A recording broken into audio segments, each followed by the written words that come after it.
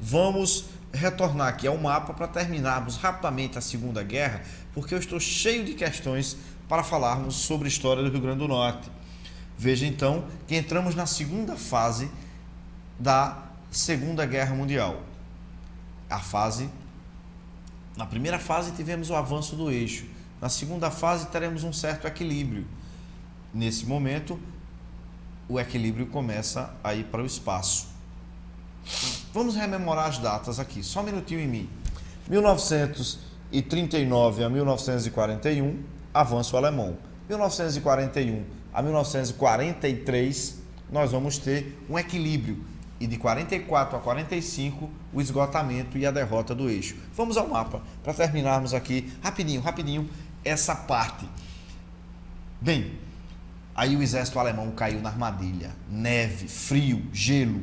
Imaginem vocês que na Batalha de Stalingrado, mais de 250 mil homens perdem a vida. Só um minutinho aqui, de novo em nós. Imaginem vocês um frio tão intenso que congelava o combustível dos caminhões e dos blindados e que chegava a congelar o estômago dos soldados que ficassem muito tempo ao relento. Esse era o quadro.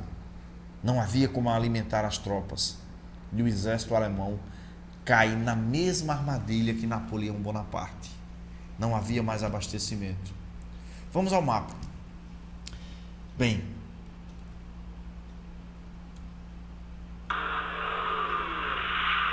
os norte-americanos ocupam a Sicília e começam o avanço na tentativa de depor Mussolini e isolar o Hitler. Mas o Hitler age primeiro, ocupando a Itália e salvando seu amigo Mussolini. Eis aí o avanço do Exército Vermelho. Vamos voltar aqui, vestibulando, e rever que, derrotados em Stalingrado, os russos começam então um avalanche. Bem, já me perguntaram aqui, professor, mas como é que isso aconteceu tão rápido?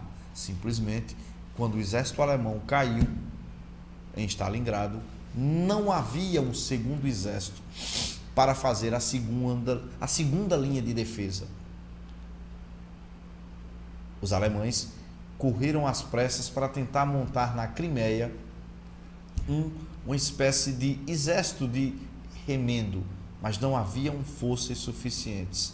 E eu lembro a vocês, vamos voltar ao mapa aqui, que o grande exército a derrotar os alemães é o Exército Vermelho, o Exército Soviético. Segundo consta, 80% das forças alemãs foram destruídas na frente russa. Nesse momento, ingleses e americanos começam a bombardear a Alemanha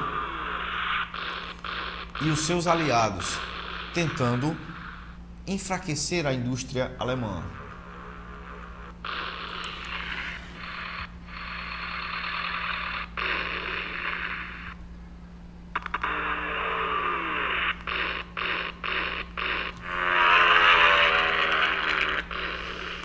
Aí nós vemos uma batalha aérea onde a aviação alemã tentava deter a enxurrada de bombardeiros ingleses e americanos sobre a Alemanha, mas não era possível. A indústria bélica alemã produzia um avião para cada 8 aviões que os aliados colocavam nos ares. A Alemanha começa a perder a guerra. Após a eliminação da Força Aérea Alemã, a Luftwaffe, nós vamos encontrar o avanço cada vez maior dos exércitos soviéticos. Pronto, desembarque aliado na Normandia. Ingleses e americanos tentam impedir que os soviéticos ocupem toda a Europa se derrotarem o exército alemão, como era previsto.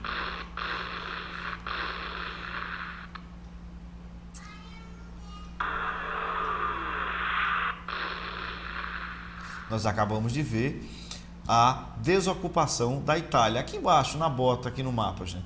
E eu lembro a vocês que forças brasileiras, os pracinhas, participaram da desocupação. A nossa Força Expedicionária do Exército Brasileiro, os queridos pracinhas, participaram em batalhas que possibilitaram a retomada da Itália. Por exemplo, Montese, Monte Castelo, Fornocchio, Castel Gandolfo tiveram a presença das forças brasileiras.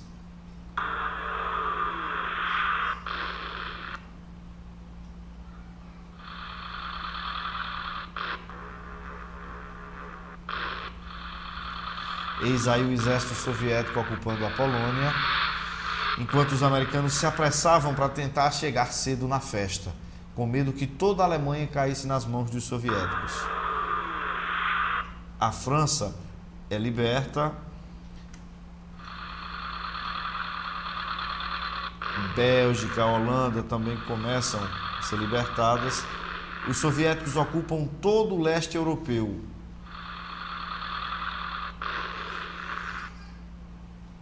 Os alemães resistem às tropas norte-americanas e contra-atacam, mas já não têm forças para combater em duas frentes.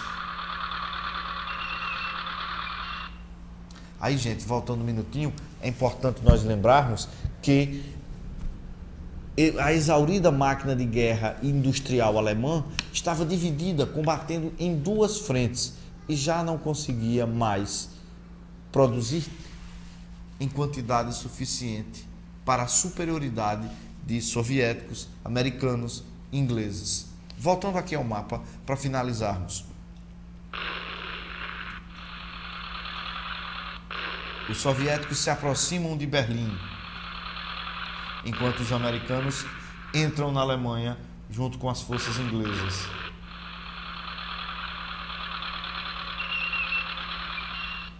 Berlim está cercada. Tropas soviéticas combatem casa a casa pela cidade. O Führer, o líder dos alemães, o Adolf Hitler, acaba se suicidando em maio de 45 e o sonho da raça ariana, da raça superior de Hitler, chega ao fim. Maio de 45, Berlim é ocupada e a Alemanha capitula.